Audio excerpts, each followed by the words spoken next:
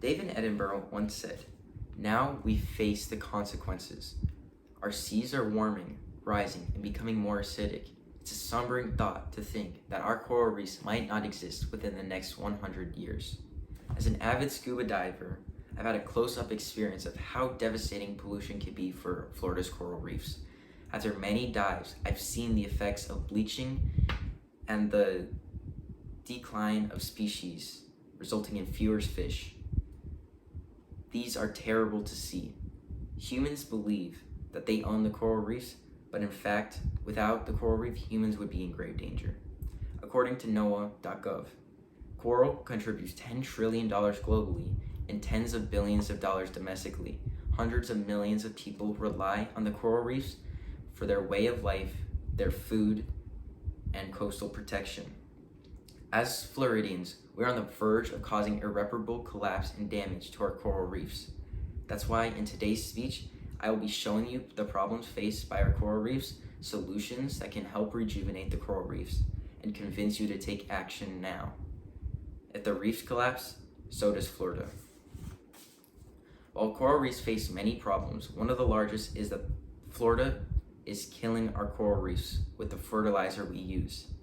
Florida's coral reef is the largest and only coral reef in the United States and in North America.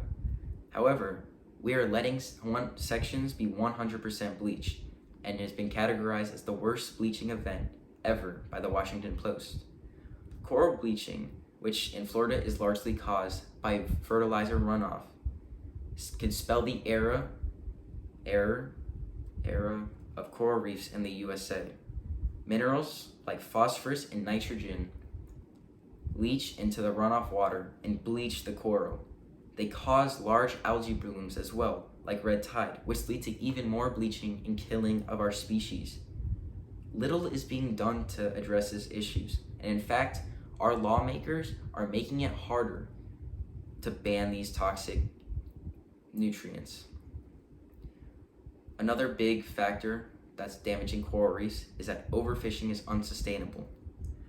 WorldWildlife.org defines overfishing as catching fish faster than the ocean can replenish them, leading to the decline of species and fish stocks.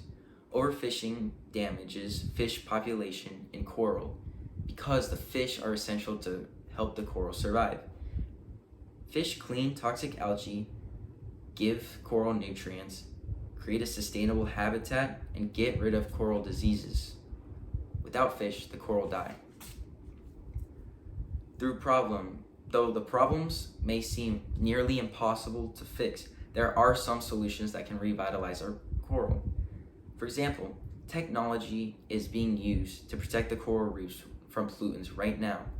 An interesting idea from the scientific community is to use genes that code for pollution and heat tolerance and resistance in coral genes on Florida. By implementing these resistance genes into the Florida coral reef, we can ensure that the population of Florida is resistant to pollution and that these coral reefs are protected. Another solution to a big problem that coral reefs face is cracking down on catch limit. Catch limit is the annual amount of fish caught in a certain area. These ensure that species aren't endangered, but are not enforced strongly enough. By creating more regulations and lowering catch limits, species are much more protected from overfishing. These catch limits are very effective, as only 8% a year are violated. While many people may believe that coral reefs should be protected, some people might think that genetic technology and fishing regulations are time-consuming to implement, and coral reefs aren't even that important to Florida. However, those same people would have their houses flooded, as coral reefs provide $700 million in flood protection. Those same peoples would have their job or supply chain of food affected, as the coral reefs provide over 71,000 jobs to South Florida. Those same people, most importantly, would miss, and their future children and future generations would miss the beauty of Florida's coral reefs. So ask yourself, What is lost with the loss of our reefs? Imagine a world where coral doesn't exist. South Florida doesn't have to imagine this scenario if we don't act soon.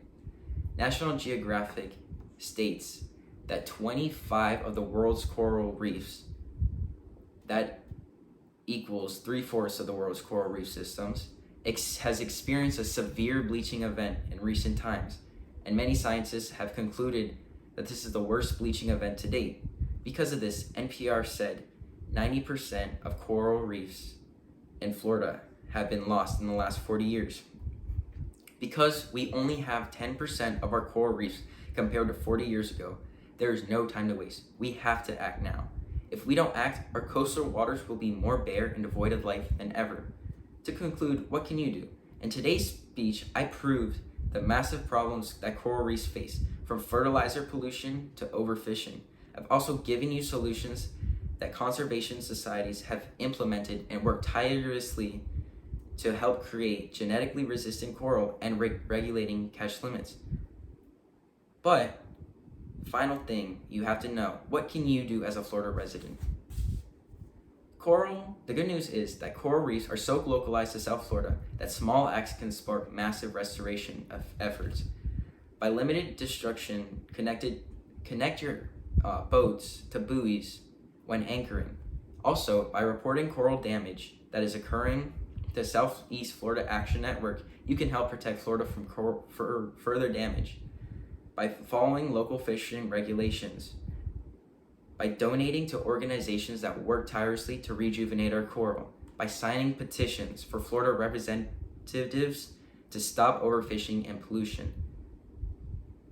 The way we act in the coming years will make or break how future generations view the heart of Florida's waters, our coral reefs. Thank you for watching.